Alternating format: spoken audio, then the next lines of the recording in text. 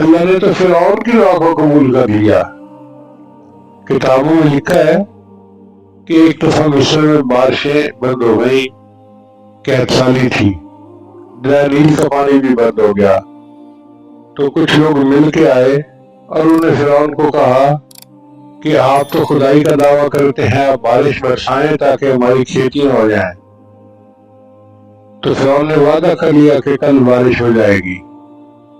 جب لوگ چلے گئے تو اس نے سوچا کہ بھائی بارش تو اللہ نے برسانی ہے، میں تو جھوٹا دعویٰ کر رہا ہوں۔ تو کتابوں میں لکھا ہے کہ رات کے اندھیرے میں وہ نکل گیا محل سے اور ویرانے میں ایک جگہ جا کے اس نے کہا کہ یا اللہ، اصل مالک خالق تو ہے، میں تو تیرا ایک بندہ ہوں، میں بارش نہیں برسا سکتا، تو برسا دے تاکہ قحط ختم ہو جائے۔ کتابوں میں لکھا ہے اللہ نے اس کی دعا کو قبول کر کے بارش برسا دی اور اس کا وعدہ پورا ہو گیا۔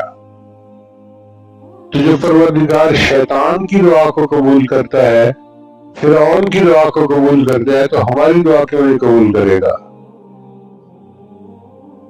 ہم ہیں، گناہگار ہیں، توبہ کرنی چاہیے، مگر یقین کے ساتھ مانگنی چاہیے دعا کہ ہم مانگ رہے ہیں، جب اللہ نے توفیق دے دی تو دینا تھا تو توفیق دی، اگر اللہ نے نہ دینا ہوتا تو توفیق ہی نہ دیتا۔